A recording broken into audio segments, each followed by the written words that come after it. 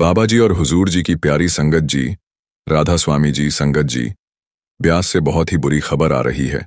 हम इस वीडियो में आपको सब कुछ बताएंगे और यह भी बताएंगे कि कल 17 अगस्त को इंग्लैंड में एक ऐसा अद्भुत कार्यक्रम हुआ कि शब्दों में बयान करना आसान नहीं है। बाबा जी और हुजूर जी की कृपा से वहां का माहौल कुछ ऐसा बना कि हर कोई आनंदित हो गया। और संगत जी, वहीं दूसरी तरफ ब्यास से जो बुरी खबर आ रही है उसने सबको चिंता में डाल दिया है। ब्यास नदी का पानी लगातार बढ़ता जा रहा है। नदी में बाढ़ आ चुकी है और आसपास के इलाकों को खाली तक करवाया गया है।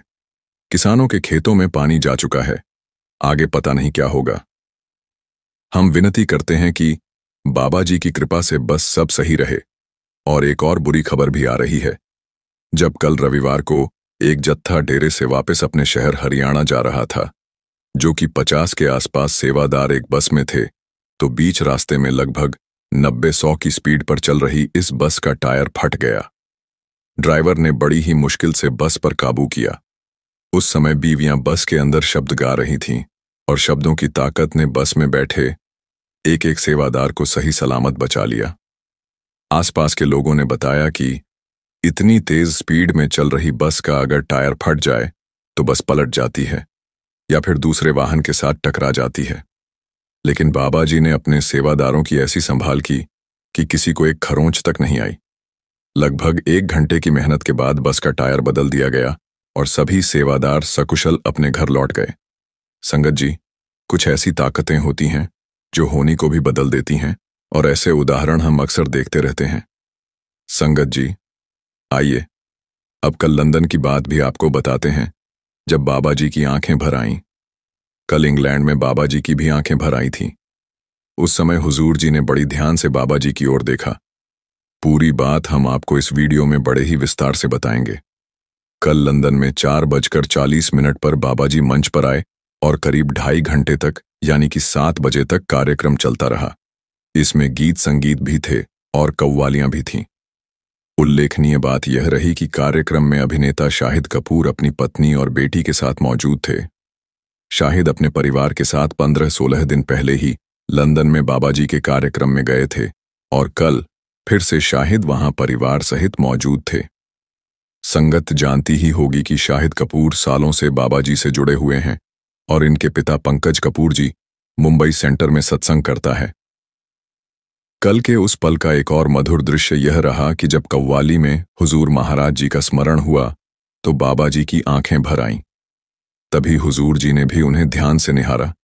बाबा जी ने हल्के से अपनी आंखों को पोंछा और माहौल और भी भावुक तथा आत्मीय हो गया।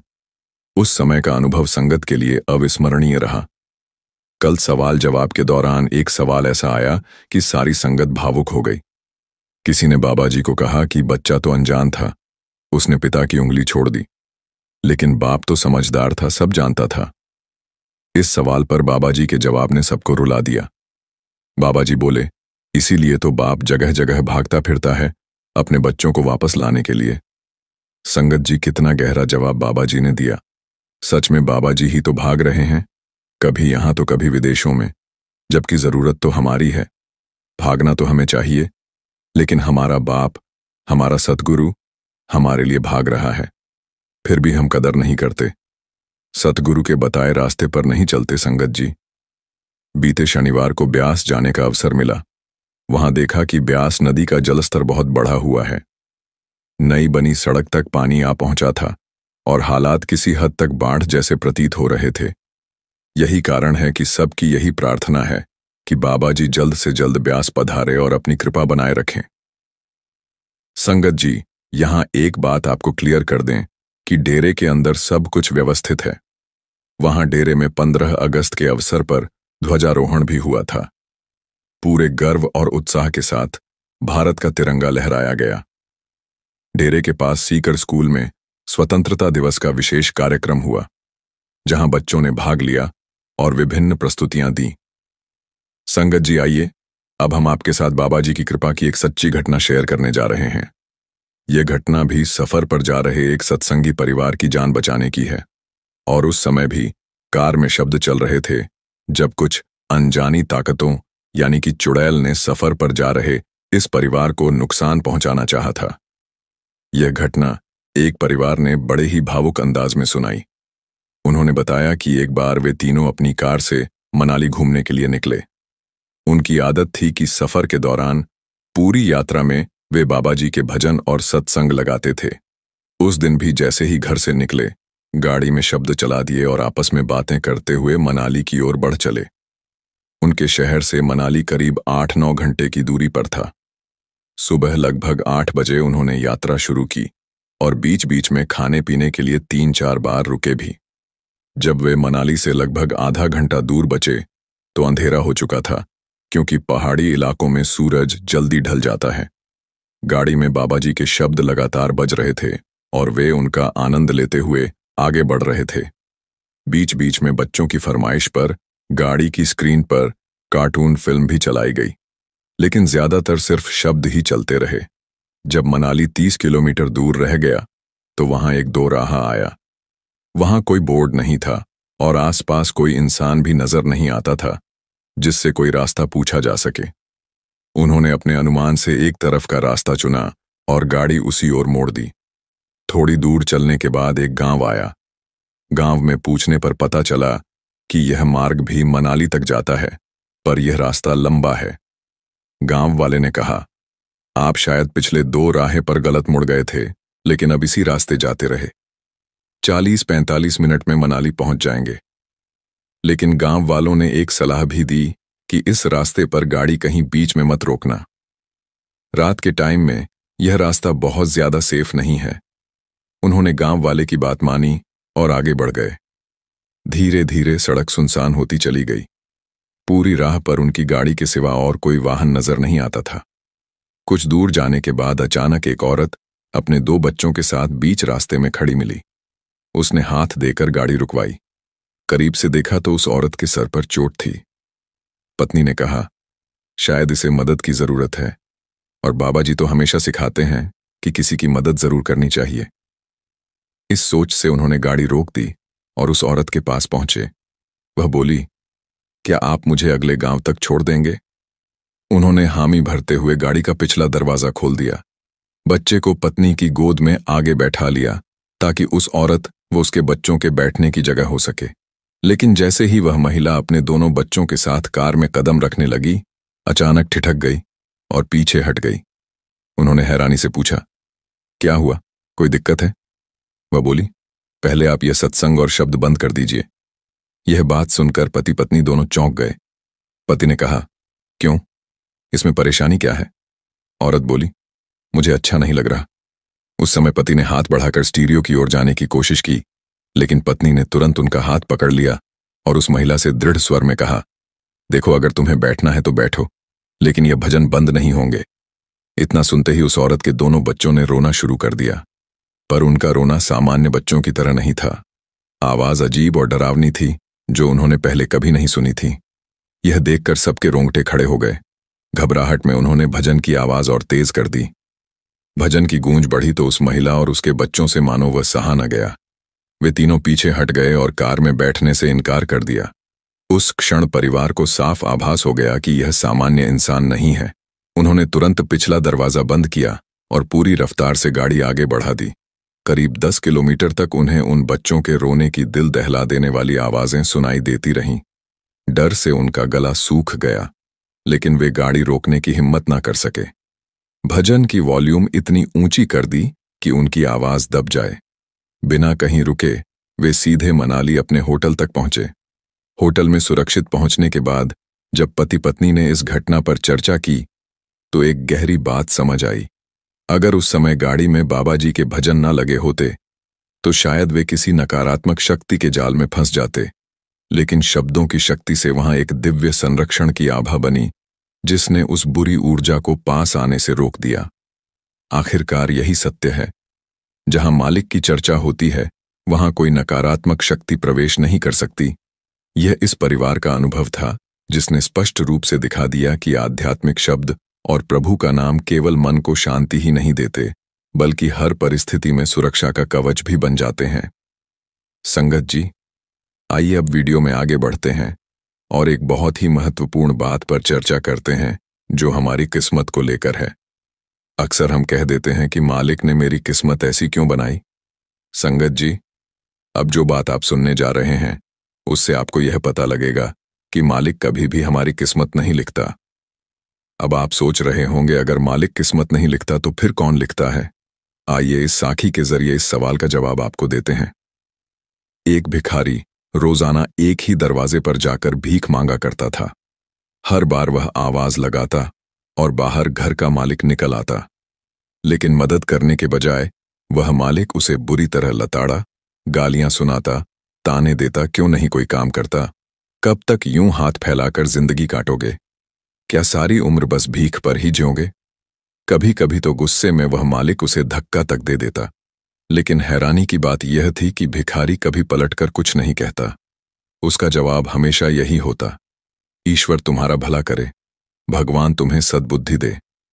एक दिन वही मालिक किसी और कारण से पहले से ही गुस्से से भरा हुआ था। ठीक उसी समय वह भिखारी वहां फिर आ गया। मालिक का क्रोध इस कदर बढ़ा कि उसने पास पड़ा एक पत्थर उठाकर जोर से उसकी ओर फेंक मारा। पत्थर भिखारी के सर पर लगा और खून बहने लगा।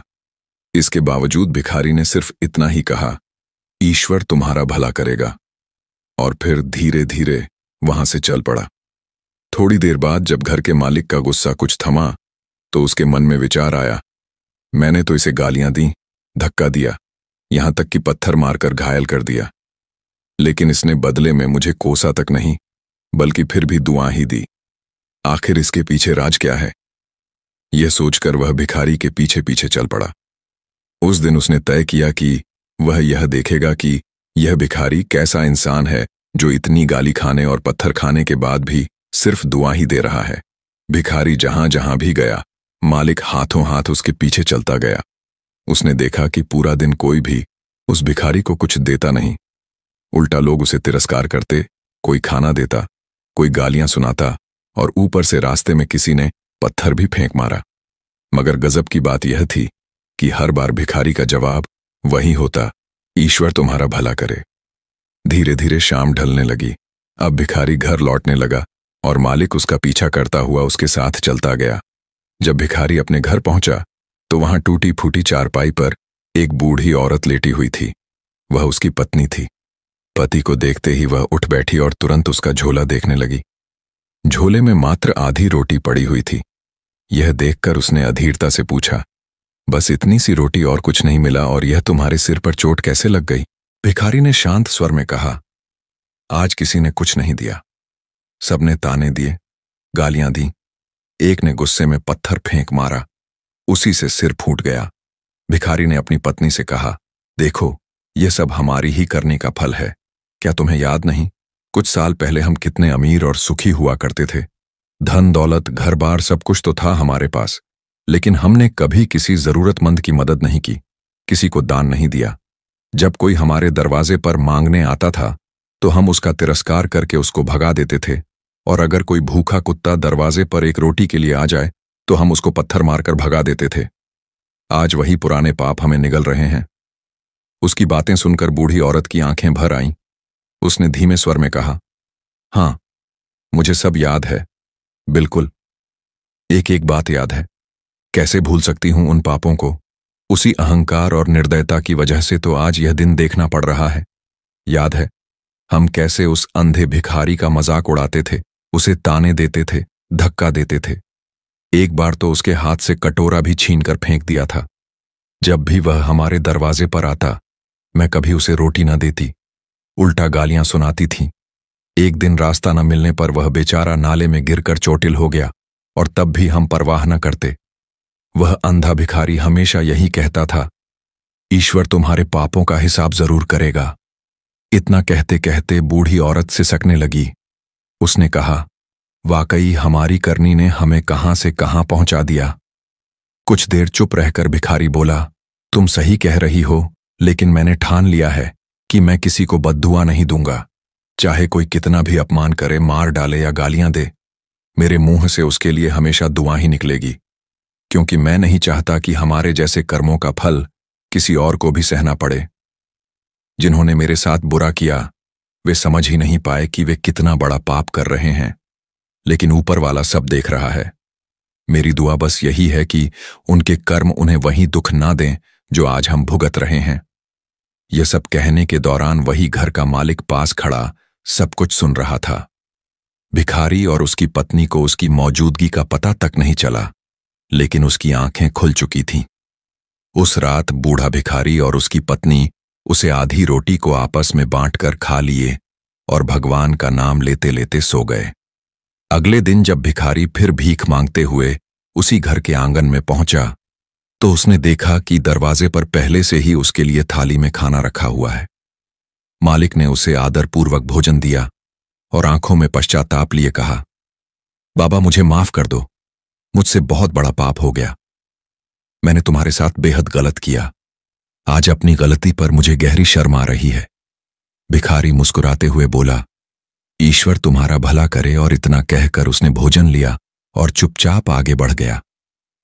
प्यारी संगत जी, इस घटना से हमें यही शिक्षा मिलती है कि परमात्मा किसी की किस्मत पहले से नहीं लिखते। हर जीव अपने कर्मों से ही अपनी नियति बनाता है। हमारे कर्मों का हिसाब ऊपर वाला पूरी तरह रखता है और उसी के अनुसार हमें फल मिलता है, और उसी फल को ही किस्मत कहा जाता है। सत्संग में हमने बहुत बार सुना है, जब कहा जाता है बोया बीज बबूल का तो आम कहां से हुए। मतलब कर्म बीज है और उसके बदले जो मिलता है वह फल है।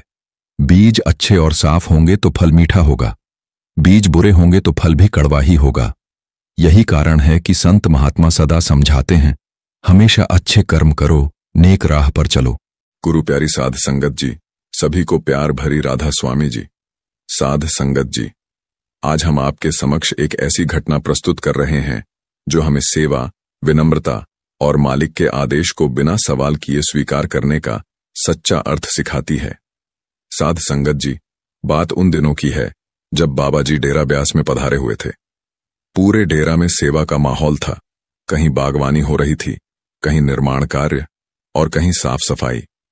सैकड़ों सेवादार अपने अपने क्षेत्र में तन मन धन से जुटे हुए थे। उसी दौरान एक विशेष क्षण आया जब बाबा जी अपनी गाड़ी में बैठे एक क्षेत्र से गुजर रहे थे जहां लगभग 100 से अधिक सेवादार सड़क निर्माण की सेवा में लगे हुए थे। बाबा जी ने गाड़ी रुकवाई और सामने सफेद कमीज में सेवा कर रहे एक सेवादार की ओर इशारा कर ड्राइवर साहब से कहा, उसे मेरे पास बुलाओ। वो सेवादार और कोई नहीं बल्कि एक अत्यंत अमीर अरबपति व्यापारी था जो बड़ी विनम्रता से सामान्य सेवा में जुटा हुआ था। वह बाबा जी के पास पहुंचा तो बाबा जी ने प्रेम से कहा, बेटा, सड़क की सेवा छोड़ दो और वॉशरूम की सफाई की सेवा संभालो। इतना कहकर बाबा जी आगे बढ़ गए। संगत जी, वह सेवादार अंदर से चौंक गया। उसका मन विचलित हो गया। उसने सोचा, सैकड़ों लोग सेवा कर रहे थे, पर मुझे ही क्यों इस तरह की सेवा दी गई? क्या मैं अब टॉयलेट साफ करूंगा? उसके अहम को ठेस लगी। उसने यह बात पास खड़े कुछ अन्य सेवादारों से साझा की। साथियों ने बहुत सहजता से कहा, भाई, यहां अमीर गरीब कोई मायने नहीं रखता। यह मालिक का घर है और यहां जो सेवा दी जाती है वह खास उद्देश्य से दी जाती है। अगर बाबा जी ने तुम्हें चुना है तो कोई रहस्य जरूर होगा। सेवा मालिक की होती है, सफाई की या निर्माण की, हर सेवा में उसका ही दर्शन होता है। काफी सोच विचार के बाद भारी मन से वह भाई वॉशरूम की ओर चला गया। शुरू में हर काम बोझ जैसा लगा, लेकिन जैसे जैसे उसने सफाई करनी शुरू की उसका मन भीतर से हल्का होता गया। 1 घंटे बाद वह चुपचाप निकला, गाड़ी में बैठा और घर की ओर रवाना हो गया। रास्ते भर उसका मन उलझा रहा, आखिर मुझे यही सेवा क्यों दी गई? रात को घर पहुंचकर उसने भजन सुमिरन किया और सो गया। लेकिन संगत जी, उसे यह झात नहीं था कि यह सेवा उसके अंदर के उस मैं को तोड़ने का एक साधन थी जो हर किसी के मार्ग में बाधा बनती है। सुबह की पहली किरण के साथ वो व्यक्ति चुपचाप फिर से डेरे पहुंचा। न किसी से बात की, न कुछ कहा सुना, सीधा वॉशरूम की ओर बढ़ा और सफाई की सेवा में लग गया। दिन भर बिना थके, बिना रुके वो सेवा करता रहा। शाम को जब बाकी सेवादारों ने देखा कि जो भाई कल यह सेवा करने से हिचक रहा था आज वही पूरे मन से सेवा में जुटा है, तो सब हैरान रह गए। एक साथी सेवादार ने आखिर पूछ ही लिया, भाई साहब, कल तो आप कह रहे थे कि यह सेवा आपके लिए नहीं है, फिर आज दिन भर आपने यही सेवा की, ऐसा क्या हो गया? उस भाई की आंखें भर आईं। वो कुछ पल चुप रहा, फिर कांपती आवाज में बोला, भाई साहब, कल रात जब भजन सिमरन करके सोया तो एक सपना आया, ऐसा सपना जो मेरी पूरी सोच बदल गया। मैंने देखा कि मेरा अगला जन्म हो चुका है। मैं बहुत गरीब हूं, बूढ़ा हो चुका हूं, करीब 80 साल का, और एक अमीर सेठ के घर बाथरूम साफ कर रहा हूं। शरीर में ताकत नहीं बची, पर जबरदस्ती मुझसे वो लोग सारे बाथरूम साफ करवा रहे हैं। मैं थक कर गिर रहा हूं, पर रहम किसी को नहीं है। अचानक सपना बदला और मुझे अपना वर्तमान जन्म दिखा। मैं वही अमीर आदमी हूं जो आज हूं, और एक सत्संग घर में सेवा कर रहा हूं। फिर मैंने देखा कि सामने एक आग जल रही है और उसमें कागजों का ढेर रखा है। बाबा जी स्वयं वहां खड़े हैं, उनके हाथों में भी कागज हैं और वे एक एक करके उन्हें आग में डाल रहे हैं। मैंने देखा कि वो कागज मेरे कर्मों के लेखे जोखे हैं। हर बार जब बाबा जी एक कागज आग में डालते, मेरा मन हल्का होता जाता। तभी मुझे समझ आया कि बाबा जी मुझे यह सेवा क्यों दे रहे हैं। यह मेरे भविष्य के दुखों को इसी जन्म में सेवा के जरिए खत्म करने का तरीका है। मैं रात भर सो नहीं सका, बस यही सोचता रहा कि सुबह कब हो और मैं फिर से सेवा कर सकूं। आज सेवा करते हुए मेरी आंखों में खुशी के आंसू थे, क्योंकि मैं जान गया कि यह सेवा कोई बोझ नहीं, बल्कि मेरे भाग्य को संवारने का माध्यम है। संगत जी, यह बात सिर्फ उस एक सेवादार की नहीं है, यह हम सबके लिए एक सीख है। बाबा जी कोई भी सेवा यूं ही नहीं देते। वे जानते हैं कि हमें क्या देना है और क्या छुड़ाना है। हमें बस श्रद्धा और प्रेम से, बिना किसी अपेक्षा की सेवा करनी है। संगत जी, अभी आप वीडियो में बने रहिए। अब आप लोग सुने होंगे कि जब बाबा जी की कोई रूह बाबा जी के बुलाने पर भी डेरे नहीं पहुंची, तो फिर बाबा जी खुद उस रूह के घर उसको न्योता देने पहुंच जाते हैं। संगत जी, एक गांव में एक परिवार रहता था जिसे गुरुओं में विश्वास नहीं था। उनका कहना था कि गुरु सिर्फ दिखावा करते हैं। इस परिवार का एक बेटा था जिसे आध्यात्मिक बातों में रुचि तो थी, लेकिन उसने कभी उस राह पर कदम नहीं रखा। एक दिन वो अपने खेत में काम करने गया। वहां एक बुजुर्ग सरदार जी बैठे थे। वो युवक हैरान होकर बोला, बाबा जी, आप कौन हैं? मैंने आपको पहले कभी यहां नहीं देखा। आप मेरे खेत में क्या कर रहे हैं? वो बुजुर्ग मुस्कुराए और बोले, बेटा, मैं तो तेरा इंतजार कर रहा था। समय आ गया है कि अब तू अपने असली घर की ओर चल पड़े। आज तूने आने में थोड़ी देर कर दी। भाई हैरान होकर बोला, मेरा इंतजार? लेकिन आप हैं कौन और किस बात का इंतजार कर रहे थे? मैं तो आपको जानता तक नहीं। बुजुर्ग बोले, आप बैठ बैठा, एक जरूरी बात करनी है। फिर बड़े प्यार से बोले, मैं तुझे कई सालों से देख रहा हूं। तू दिन रात काम में डूबा रहता है, खेत घर परिवार सब कुछ करता है, पर मालिक की ओर कभी नहीं देखता। कभी किसी पूर्ण संत की संगत कर, नामदान लेकर भजन सिमरन शुरू कर। मालिक ने तुझे सब कुछ दिया है, उसका शुक्र नहीं करेगा। वो भाई थोड़ा मुस्कुराया और बोला, बाबा जी, मेरे पास सब कुछ है। अच्छा खेत, बढ़िया फसल, पैसा, परिवार, किसी चीज की कमी नहीं है, और मैं तो मन में मालिक का शुक्र भी करता हूं। फिर इन सब बातों का क्या मतलब? बुजुर्ग गंभीर होकर बोले, बेटा, तेरे पास जो कुछ भी आज है, ये सब तेरा साथ नहीं देंगे। ये रिश्ते, ये जमीन जायदाद, ये शानो शौकत, ये सब तुझे छोड़ देंगे। जब मौत का बुलावा आएगा, कुछ भी तेरे साथ नहीं जाएगा। फिर आगे तेरा साथ कौन निभाएगा? कभी सोचा है तूने? भाई ने उनकी बातों को हल्के में लेते हुए कहा, बाबा, मुझे आपकी बातें कुछ समझ नहीं आ रही। मुझे अभी बहुत काम है, आप कृपया यहां से जाएं। बुजुर्ग धीरे से बोले, बेटा, वक्त रहते जाग जाओ। अभी समय है, किसी पूर्ण गुरु से मिलकर नामदान ले लो, भजन सिमरन शुरू कर दें। भाई ने आखिर में कहा, ठीक है बाबा जी, मैं कर लूंगा। अब आप चलिए और मुझे मेरा काम करने दीजिए। मेरा वादा है कि मैं जल्दी ही किसी गुरु से नामदान ले लूंगा, लेकिन अब आप यहां से चले जाएं। इस बात को काफी समय बीत गया। एक दिन फिर वो भाई खेत पर गया। वहां का दृश्य देखकर वो चौंक गया। वही बुजुर्ग फिर से खेत में बैठे थे और उसी की राह तक रहे थे। बुजुर्ग ने उसे देखते ही कहा, बेटा, मैंने उस दिन तुझसे कहा था कि देर मत कर, नाम की बख्शीश जरूर ले लेना, लेकिन तू तो अब तक गया ही नहीं। तूने तो खुद वादा किया था कि जाएगा।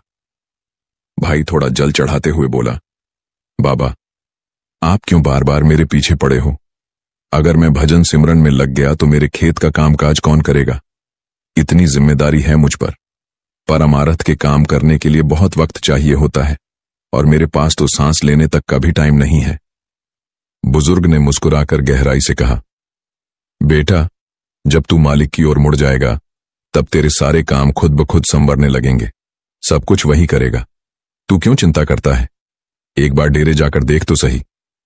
भाई ने कहा, आप कौन से डेरे में मुझे भेजना चाहते हो और आप हो कौन? मैं तो आपको जानता तक नहीं हूं। मैंने आपको कभी भी देखा नहीं है, ना आप हमारे गांव के लगते हो। फिर आप क्यों मेरे पीछे पड़े हो? बुजुर्ग बोले, बेटा, मैं तुझसे कोई मांग नहीं कर रहा, सिर्फ इतना कह रहा हूं कि अभी वक्त है, संभल जा। सदगुरु की ओर एक कदम बढ़ा। उस दिन फिर इस भाई ने उन बुजुर्ग को वहां से भेज दिया। कुछ दिन के बाद वो बुजुर्ग फिर से इस भाई के खेत में आ गए और फिर से वही बातें दोहराने लगे। अब शायद उन शब्दों का असर इस भाई पर होने लगा था। वो भाई थोड़ी देर चुप रहा, फिर बोला, अच्छा बाबा जी, बताओ कहां जाना है? क्योंकि मुझे लगता है कि आप तब तक यहां आते रहोगे जब तक मैं आपकी बात नहीं मान लेता। इसलिए आप मुझे बताओ कि मुझे कहां जाना है। बुजुर्ग ने डेरे का पता दे दिया और कहा, वहां जाकर सत्संग सुनना और नाम की बख्शीश ले लेना, बस यही तेरे लिए जरूरी है। भाई ने सिर हिलाया और कहा, ठीक है, अब आप जाइए बाबा जी, मैं चला जाऊंगा। वो जब उस दिन घर लौटा तो बुजुर्ग की बातें उसके दिलो दिमाग पर छा गईं। उसे अब यह बात समझ नहीं आ रही थी कि ये कोई साधारण व्यक्ति थे या कोई खास रूह। वो सोचने लगा, क्या सच में ये कोई फकीर थे? क्या ये कोई संकेत था? इस भाई को पूरी रात नींद न आई, क्योंकि जब इसने आसपास के लोगों से पूछा कि क्या आपके खेत में भी ऐसे कोई बुजुर्ग आते हैं, तो सबने मना कर दिया कि हमारे यहां तो ऐसा कोई नहीं आता। अगले दिन उसने अपने परिवार वालों से सारी बात साझा की। बोला, 3 बार खेत में मुझे एक बुजुर्ग फकीर मिले थे जिनको मैंने पहले कभी नहीं देखा। वो मुझसे बार बार कह रहे हैं कि डेरा जाकर नाम की बख्शीश ले आओ। परिवार वाले हैरान भी हुए और नाराज भी। बोले, तू किसके चक्कर में पड़ गया है? आजकल ऐसे बहुत लोग घूमते हैं जो भोले लोगों को बहका देते हैं। इन ढोंगियों से दूर रहो और अपना काम काज देखो। खेत की चिंता कर, घर संभाल। ये तुझे डेरे में बुलाकर तेरे ऊपर काला जादू कर देंगे, इसीलिए तू इन फकीरों से बचकर रह। मगर अब भाई के मन में एक अलग ही आग जल रही थी। उसने कहा, वो 3 बार मुझे प्रेम से बुलाने आए हैं, उन्होंने मुझसे कुछ और नहीं मांगा, न कोई पैसे न कोई अनाज, बस तीनों बार एक ही बात कही, इसलिए मैं अब जरूर जाऊंगा। एक बार डेरा जाकर देखूंगा, फिर जो होगा देखा जाएगा। परिवार वालों ने खूब मना किया, डांटा भी कि क्या तू पागल हो गया है? खेत खलिहान छोड़कर डेरे चला जाएगा? मगर वह किसी की नहीं सुनता। उसने पक्का फैसला कर लिया और अकेले ही डेरा चल पड़ा। जब डेरा पहुंचा और सत्संग शुरू हुआ तो उसकी नजर स्टेज पर बैठे हुजूर महाराज पर पड़ी। वह हक्का बक्का रह गया। वह सोचने लगा, ये तो वही बुजुर्ग हैं जो 3 बार मेरे खेत में आकर मुझे समझा चुके थे। उसे अपनी आंखों पर विश्वास नहीं हुआ। उसका दिल भर आया, आंखों में आंसू बहने लगे। सत्संग में जैसे जैसे वचन गूंजते गए, वो भाई अपनी जगह पर सत्तारूढ़ बैठा रहा। कुछ भी समझ नहीं आ रहा था, बस एक ही भाव भीतर उमड़ रहा था कि मैं कितना समय यूं ही गंवाता रहा और खुद मालिक मुझे बुलाने आए थे। पहली बार में ही उस भाई को नाम की बख्शिश मिल गई, जैसे वह पहले से ही बुलाया गया हो। वह अब बदल चुका था। जब वह घर लौटा तो उसके चेहरे पर एक अद्भुत शांति थी। परिवार वालों ने ताना मारा, तू कितने दिन घर से बाहर रहा? कोई फिक्र है तुझे खेती की? भाई ने शांत स्वर में जवाब दिया, मैं बताकर गया था कि डेरे जा रहा हूं और आज मैं डेरे से कुछ लेकर आया। फिर उसने कहा, जो बुजुर्ग 3 बार मेरे खेत में आए थे वो कोई आम इंसान नहीं बल्कि खुद मालिक, वही पूर्ण गुरु हैं, और डेरे में सत्संग में स्टेज पर बैठे थे और मुझे आज नाम की बख्शीश भी मिल गई। अब मैं खेतों में काम करने के साथ साथ भजन सुमिरन भी करूंगा। आप चिंता मत करो, मैं अपनी जिम्मेदारियों से पीछे नहीं भाग रहा। अब जैसे जैसे वो भाई भजन सुमिरन में डूबता गया, वैसे वैसे उसके परिवार वाले उससे दूर होने लगे। परिवार में सब उसे डांटने लगे, तुझे जरा भी लोकलाज की फिक्र नहीं, हमें समझ नहीं आता तू किस बाप के पीछे लग गया है।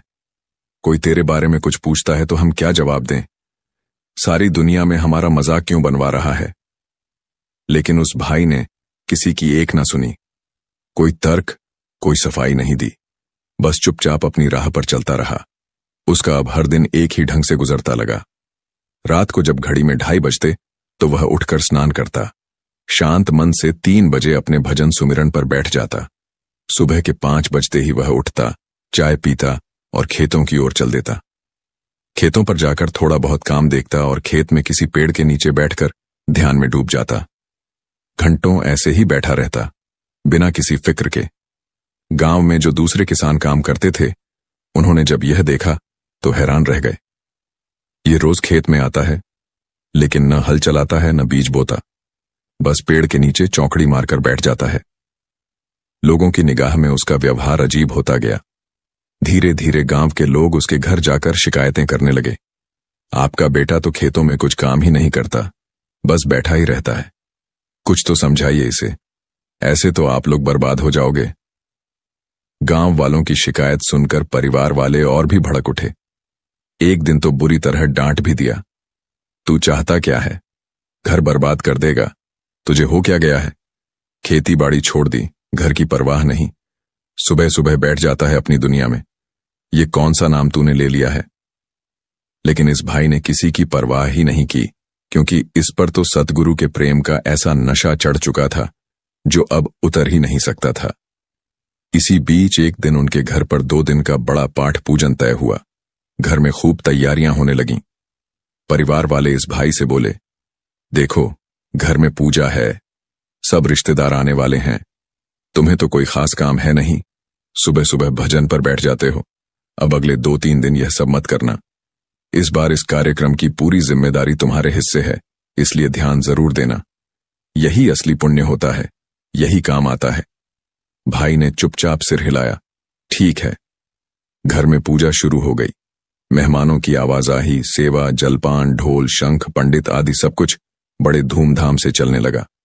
सजावट हो रही थी, रसोई में हलचल थी, कई तरह के पकवान बनाए जा रहे थे, बाहर लोग जुट रहे थे। सब कुछ एक त्योहार जैसा माहौल बन गया। लेकिन उस भाई के मन में उस भीड़ और चहल पहल के बीच भी एक ही बात गूंज रही थी, और वो था मालिक का नाम। उसकी आंखें हर चेहरे में उसी रूह की तलाश कर रही थीं, जिसने उसे उस राह पर चलाया था। रिश्तेदारों की भीड़ से बचकर यह भाई खेतों की तरफ चला गया और वहां एकांत में एक पेड़ के नीचे ध्यान लगाकर बैठ गया। उस दिन वह ऐसा ध्यान में बैठा कि अगले 2 दिनों तक ध्यान में ही बैठा रहा। जब 2 दिन के बाद ध्यान टूटा तो उसको पता लगा कि 2 दिन बीत चुके हैं। अब वह भाई घबरा गया और डरते डरते घर की तरफ जाने लगा, क्योंकि उसके ऊपर घर में होने वाले कार्यक्रम की जिम्मेदारी थी और उसने वह जिम्मेदारी नहीं निभाई। उसको डर था कि परिवार वाले बहुत ज्यादा गुस्सा करेंगे। लेकिन जब वह घर पहुंचा तो परिवार के सब लोग इस भाई की तारीफ करने लगे कि उसने बहुत अच्छे से अपनी जिम्मेदारी निभाई। सब कुछ अच्छे से हो गया, कोई भी रिश्तेदार नाराज नहीं हुआ, गांव वाले भी बहुत खुश थे। ये सब देखकर यह भाई हैरान हो रहा था, क्योंकि यह तो 2 दिन से घर गया ही नहीं था।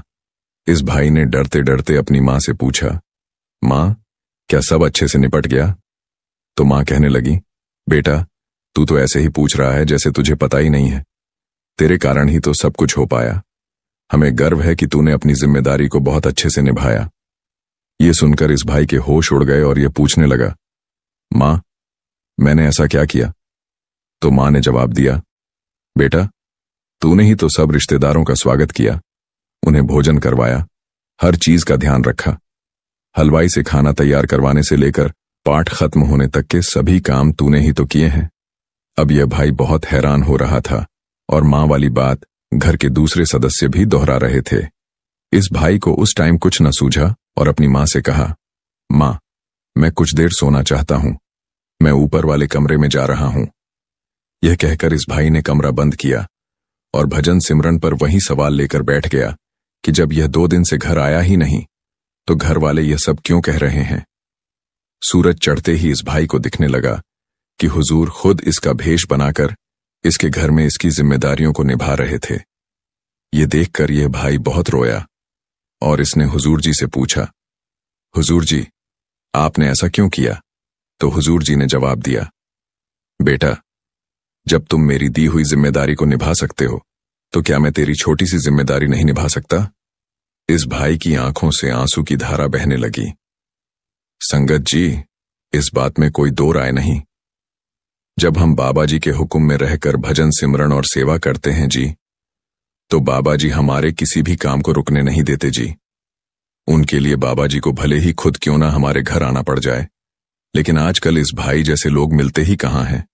हम सब तो सिर्फ अपना स्वार्थ देखते हैं, स्वार्थ के लिए ही मालिक को याद भी करते हैं। बिना स्वार्थ के तो हम लोग कभी कुछ करते ही नहीं। संगत जी, आशा करती हूं जी कि इस वीडियो से संगत को एक बड़ी सीख मिली होगी जी कि हमें अपने सद्गुरु के हुक्म को मानना है और सब कुछ उन पर छोड़ देना है। गुरु प्यारे साध संगत जी, आप सभी को प्यार भरी राधा स्वामी जी। संगत जी, आज हम आपको दो साखियां सुनाने जा रहे हैं जो कि सच्ची घटनाएं हैं। अगर आप बाबा जी से प्यार करते हो तो दोनों साखियां अंत तक जरूर सुनो जी। गुरु प्यारी साध संगत जी, गुरु के बिन कोई नहीं अपना। सारी दुनिया पर नजर डालकर देखें कि यहां पर हमारा अपना कौन है। अपना तो वही है जो यहां भी अपना साथ दे और मौत के बाद भी हमारा साथ दे। साध संगत जी, जिन बच्चों को हम अपना समझते हैं वह तो जीते जी हमें आंखें दिखाते हैं और हमारे जीते जी हमें छोड़कर चले जाते हैं या हमें ही किसी वृद्धाश्रम में भेज देते हैं। ये मौत के बाद हमारी सहायता क्या करेंगे? हमारा यहां पर कोई नहीं है, सिर्फ एक मालिक ही है। इसलिए उस मालिक का हाथ पकड़े रखो, वह हमें यहां पर भी और वहां पर भी हमेशा पार लगाएंगे। साध संगत जी, ब्यास डेरे में तो सेवा हमेशा चलती रहती है और सेवा के लिए जत्थे आते जाते रहते हैं। वैसे तो बिना भंडारे पर कम जत्थे होते हैं, पर भंडारे पर संगत को देखते हुए ज्यादा जत्थे बुलाए जाते हैं। जो पक्के बैच के सेवादार होते हैं वह हर भंडारे पर ब्यास से आते हैं और सारी सेवा संभालते हैं। ऐसे ही एक बार एक सेवा जत्था लंगर की सेवा के लिए ब्यास गया। सब सेवादारों ने मन लगाकर सेवा की। सारा दिन सेवा करने के बाद सभी सेवादार वहां से सोने के लिए चले गए और एक सेवादार वहीं पर रुक गया कि संगत में से कोई लंगर खाने के लिए रह गया होगा, तो वह कभी लंगर खाने के लिए आ जाए तो कोई तो होना चाहिए। थोड़ी ही देर के बाद कुछ संगत वहां पर लंगर करने के लिए आ गई। सेवादार ने सबको प्यार से हाथ जोड़कर राधा स्वामी किया और कहा कि भाई अलग और बहनें अलग लाइन में बैठ जाएं। संगत जी एक बुजुर्ग सरदार जी थे। सेवादार की बात सुनकर उन्होंने कहा, भाई हम सब एक ही परिवार से हैं, इसलिए हम सभी एक साथ बैठकर ही लंगर खाएंगे। तो सेवादार ने कहा, वीर जी यहां पर भाई अलग और बहनें अलग लंगर खाते हैं। वह बुजुर्ग आदमी नाराज हो गया और लंगर की थालियों को वापस रखने के लिए जाने लगा। तब उस सेवादार ने बहुत हाथ पैर जोड़े कि वीर जी आप यहां से लंगर किए बिना मत जाइए। वह बुजुर्ग अंकल जी गुस्से से बोले कि हम बाहर से खाना खा लेंगे परंतु यहां से नहीं खाएंगे। सेवादार ने उस बुजुर्ग वीर जी के पैर पकड़ लिए कि वीर जी आप यहां से लंगर खाए बिना मत जाइए। वह बुजुर्ग इतने गुस्से में थे और बोले कि अब हमें यहां पर रहना ही नहीं है, चलो उठो तुम सब हमारे साथ, हमको यहां पर लंगर नहीं करना। तब उस सेवादार ने उन वीर जी की टांगों को पकड़ लिया और बोला कि अंकल जी आप यहां से लंगर खाए बिना मत जाइए, नहीं तो बाबा जी मुझसे बहुत नाराज हो जाएंगे। उन सबके साथ एक बुजुर्ग आंटी जी भी थीं। उन्होंने कहा, सरदार जी अब आप मान भी जाओ, देखो उसने कैसे आपके पांव पकड़ लिए हैं और हम सबको लंगर करने दो। हमारे साथ में छोटे छोटे बच्चे भी हैं, उनको भी बहुत भूख लगी है। तब कहीं जाकर वह बुजुर्ग अंकल जी माने और फिर सबने एक साथ बैठकर लंगर किया और उस सेवादार का भी धन्यवाद किया। सेवादार का पक्का बैच था, वह तो हर भंडारे पर ब्यास सेवा पर आता रहता था। हमारे प्यारे बाबा जी तो सब जानी जान हैं, अपने चश्मे से सब देखते ही रहते हैं कि कहां पर क्या हो रहा है। जो सेवादार तीनों भंडारों पर ब्यास जाते हैं और सेवा करते हैं तो बाबा जी उन सेवादारों को अलग से दर्शन देते हैं और प्रसादी भी देते हैं। पर शादी के समय जब बाबा जी ने सेवादारों को पैदल दर्शन दिए तो वह सेवादार सबसे आगे बैठा था। बाबा जी ने उस सेवादार की पीठ थपथपाई और उसको गले से लगा लिया। यह देखकर सब हैरान थे। तब उसके साथ वाले सेवादार मुस्कुरा दिए। कुछ समय के बाद वह सरदार अंकल जी और उनके परिवार वाले फिर ब्यास में आए और वह सेवादार भी लंगर में सेवा कर रहा था। तो एक भाई ने कहा कि वीर जी, आप तो वही हैं ना जिन्होंने इस भंडारे पर हमारे बापूजी के पैर पकड़ लिए थे। वह हंसने लगे। वह बोले, वीर जी, तब से हमारा जीवन ही बदल गया है और हम सब सतगुरु की शरण में लग गए हैं। आपकी नम्रता ने हमारे पूरे परिवार का दिल जीत लिया है। बाबा जी की दया मेहर आप पर सदा बनी रहे और आप हमेशा स्वस्थ रहें और गुरु घर में बढ़ चढ़कर सेवा करते रहें। इसी के साथ एक छोटी सी साखी और है। एक सत्संगी पिता पुत्र थे। उनका शहर में बहुत बड़ा ढाबा था। बहुत से लोग उनके ढाबे पर खाना खाने आते थे और कई लोग खाना अपने साथ पैक भी करवा कर ले जाते थे और कोई ऑर्डर करके भी मंगवा लेते थे। उन्होंने अपने ढाबे पर बहुत से लड़के काम करने के लिए रखे हुए थे। वह सुबह 11 बजे से रात को 11 बजे तक काम करते थे। एक रात 11 बजे तक सभी लड़के अपना अपना काम करके घर चले गए। उसके बाद उनको एक फोन आया। फोन पर कोई बुजुर्ग आदमी था। उसने कुछ खाने का ऑर्डर दिया तो पिता ने कहा कि अब तो सब लड़के चले गए हैं, अब हम आपका खाना नहीं भेज सकते। अगर आप चाहो तो आकर ले जाओ, हम आपका इंतजार करेंगे। उस बुजुर्ग ने कहा, मेरी पत्नी की तबीयत बहुत खराब है, अभी अभी इसे पीजीआई से वापस लेकर आए हैं। मैं उसे बिल्कुल भी अकेला नहीं छोड़ सकता। हम दोनों के सिवाय हमारे घर में कोई नहीं है। मेरी पत्नी ने खाना खाने के बाद ही दवाई लेनी है। हो सके तो कृपया आप मेरी मदद करें। ढाबे के मालिक पिता ने तो उन्हें बिल्कुल मना कर दिया, परंतु साथ बैठा बेटा यह सब कुछ सुन रहा था और बोला, पिताजी, आप उनका एड्रेस ले लो, मैं उनके घर खाना देकर आता हूं। पिता ने कहा, बेटा रात बहुत हो गई है, देखकर ध्यान से जाना। जब वह लड़का उस घर में ऑर्डर देने गया तो वह बुजुर्ग आदमी बहुत खुश हो गया और उसने उस लड़के को बहुत दुआएं दी। जब वह ऑर्डर देकर वापस मुड़ा तो एक कुत्ता सामने डस्टबिन में मुंह मार रहा था। मुझे देखकर वह मेरी ओर दौड़ा और मेरी बाइक के पास आकर मुझे बड़े प्यार से देखने लगा। मैंने उसके मुंह को हाथ लगाया और पूछा, भूख लगी है? तो वह कुत्ता मुझे बड़े प्यार से देख रहा था कि शायद यह मुझे कुछ खाने को दे दे। रात बहुत हो गई थी। अब तक तो सारी दुकानें भी बंद हो गई थीं। अगर मैं ढाबे की तरफ होता तो वहीं से ही इसे कुछ खाने को दे देता। मैं बाइक पर जल्दी से मार्केट की तरफ गया तो देखा एक आदमी दुकान बंद कर रहा था। मैंने उससे पूछा कि आपके पास कुत्ता का खाना है? तो वह बोला, नहीं, कुत्ता का खाना तो नहीं है। मैंने सामने बेड पड़े देखे तो मैंने उससे 2 पैकेट ब्रेड ले लिए। जैसे ही मैं ब्रेड लेकर वापस आया तो वह कुत्ता दौड़कर मेरे पास आ गया। मैंने ब्रेड का एक पैकेट खोलकर दुकान के बाहर एक थड़ी पर डाल दिया। वह कुत्ता आराम से ब्रेड खाने लगा। इतने में 1-2 कुत्ते और आ गए तो मैंने दूसरा ब्रेड का पैकेट भी खोलकर उनको डाल दिया।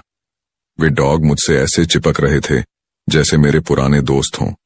साध संगत जी, भूख तो इन्हें भी लगती है। इनकी मदद कीजिए और इन्हें कुछ न कुछ खाने को अवश्य देते रहिए। गुरु प्यारी साध संगत जी, आज की दूसरी साखी शुरू करते हैं। साध संगत जी, आप सब तो जानते ही हैं कि बाबा जी अपने बच्चों का और सभी बुजुर्गों का कितना ख्याल रखते हैं। आइए आज हम आपको बताते हैं इस साखी में बाबा जी ने बच्चों के लिए भी सभी सत्संग घरों में अलग से सत्संग घर बनवा दिए हैं, जिसमें 5 साल से 12 साल तक के बच्चे जाकर सेवा करते हैं और सत्संग सुनते हैं। ऐसे ही छुट्टियों में बाबा जी का पोता भी विदेश से ब्यास अपने मम्मी पापा के साथ आया हुआ था। वह भी डेरे में बच्चों के साथ सत्संग में जाने लगा और उसने बच्चों से लंगर के बारे में सुना और वह घर आकर बोला, आज मैं घर की रोटी नहीं खाऊंगा, मैं तो लंगर में जाकर ही खाऊंगा। सभी उससे कहने लगे कि घर में खाना खा लो, लेकिन उसने तो जिद ही पकड़ ली कि मैंने तो लंगर में ही खाना है। अब दादाजी को तो अपने पोते से प्यार होता ही है, तो बाबा जी उसे साथ लेकर लंगर में खाना खाने चल पड़े। उन्होंने सिर पर टोपी डाल ली कि संगत उन्हें न पहचान सके। संगत के बीच में वह भी थाली उठाकर चल पड़े। सेवादारों ने संगत के साथ उन्हें भी पंडाल नंबर 5 में लंगर खाने के लिए भेज दिया। बाबा जी और उनका पोता आराम से जाकर लाइन में बैठ गए। बाबा जी और उनके पोते ने बड़े प्यार से लंगर खाया। बाबा जी को लंगर पर आने वाली एक सेवादार ने पहचान लिया। उसने बाबा जी को राधा स्वामी बोला। बाबा जी ने उसे सेवादारों को मुंह पर उंगली रखकर चुप रहने के लिए कहा तो उसने भी किसी को कुछ नहीं बताया। अगर वह किसी को कुछ बताती तो सारी संगत बाबा जी को घेर लेती। बाबा जी और उनका पोता आराम से लंगर नहीं खा पाते। आज लंगर में आलू बैंगन की सब्जी और खिचड़ी बनी हुई थी। जब बाबा जी ने लंगर खा लिया तो वह सेवादार ने अपने प्रसाद की टोकरी किसी और सेवादार को देकर बाबा जी की थाली को धोने के लिए ले गई। थाली साफ करके जब वह आई तो उनकी लाइन की सेवा खत्म हो गई थी। सभी सेवादार यहां आराम से बैठी थीं। तब उसने सबको बताया कि अभी बाबा जी इसी पंडाल में और अपनी सेवा वाली लाइन में बैठकर अभी अभी बाबा जी यहां से लंगर खाकर गए हैं। तो सभी सेवादार व सेवादार बहुत हैरान हो गए कि हमने अपने सद्गुरु को क्यों नहीं पहचाना। सद्गुरु हमारे सामने बैठे रहे और हम उन्हें पहचान न सके। फिर कोई कहे मैंने उन्हें सब्जी दी थी और कोई कहे मैंने तो उन्हें खिचड़ी दी थी। बच्चे को तो खिचड़ी बहुत अच्छी लग रही थी। उसने रोटी कम और खिचड़ी ज्यादा खाई थी। घर जाने के बाद दादा पोते में जो वार्ता हुई उसके बारे में हम आपको बताते हैं। दादाजी, लंगर में जो रोटी सब्जी, रोटी दोनों अच्छी थी और जो खिचड़ी थी वह तो बहुत अच्छी थी।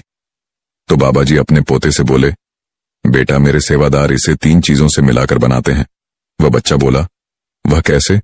बाबा जी ने कहा, दाल, चावल, पानी, यानी सेवा, सिमरन और भजन करते हुए बड़े प्यार से बनाते हैं। खिचड़ी हल्की होती है, बच्चे और बूढ़े बीमार आराम से खा सकते हैं। पोता बोला, दादाजी आप सबका कितना ख्याल रखते हैं? तो बाबा जी बोले, बेटा जो लोग इतनी दूर दूर से मुझसे मिलने आते हैं या डेरा घूमने के लिए आते हैं तो उनका ख्याल मुझे ही तो रखना है। बाबा जी ने बुजुर्गों के लिए भी अलग सत्संग घर बना दिए हैं ताकि बुजुर्ग संगत सीधा सत्संग के लिए बसों से पंडाल में पहुंच जाए। बाबा जी ने उन बुजुर्गों के रहने के लिए लुधियाना और जालंधर में सेंटरों में इंतजाम करवा दिए हैं। वहां पर भी सेवादारों को लंगर की और बुजुर्गों के रहने की सेवा करने का मौका दे दिया है। जो बुजुर्ग संगत ब्यास में सत्संग सुनने के लिए आती है उनको वहीं पर बैठे बैठे ही प्रसाद और पैक लंच दे दिए जाते हैं ताकि बुजुर्ग संगत को कोई परेशानी न हो। उन संगत के लिए चाय का प्रबंध भी बुजुर्गों के पंडाल में ही करवा दिया है। हमारा सद्गुरु हमारा कितना ख्याल रखते हैं, लेकिन हम हैं कि उनका बिल्कुल भी कहना नहीं मानते। बाबा जी कहते हैं कि मेरे पीछे पीछे भागने से या मेरे कपड़ों को हाथ लगाने से या मेरी बार बार वीडियो बनाने से आप लोगों को कुछ नहीं मिलना। सत्संग के वक्त बाबा जी ने गुस्से में बताया कि कुछ दिन पहले वह एक जगह पर किसी के भोग पर गए थे। वहां पर हमारे रिश्तेदार कम थे और संगत ज्यादा थी। संगत द्वारा वहां पर बहुत बेअदबी की गई। बाबा जी ने समझाया कि उनके पीछे भागने, कपड़े पकड़ने, गाड़ी को छूने से मुक्ति नहीं है। बाबा जी ने कहा, असली दर्शन हमें अंदर से करने हैं, बाहर से नहीं। संगत जी, हम शायद बाबा जी के सत्संग को ध्यान से सुनते ही नहीं। अगर सुनते होते तो समझते कि हमारे बाबा जी हमें क्या समझाना चाहते हैं। 30 जून रविवार के दिन ब्यास भंडारे पर बहुत भीड़ थी और बहुत तेज बारिश भी हुई। लेकिन बाबा जी के लिए संगत न सर्दी देखती है और न ही गर्मी और न ही बरसात देखती है। सारी संगत बारिश में खूब भीग चुकी थी। उस बारिश में संगत को तेज गर्मी से भी खूब राहत थी। स्टेज पर आने से पहले बाबा जी के लिए सेवादार ने 2 बार पर्दा खोला, पर बाबा जी अंदर नहीं आए। शायद वह किसी से बातें करने लग गए थे। जब तीसरी बार पर्दा खुला तो बाबा जी स्टेज पर आए। बाबा जी के स्टेज पर आते ही होता है एक चमत्कार। सारी संगत एकदम से चुप हो जाती है। पूरे पंडाल में शांति छा जाती है।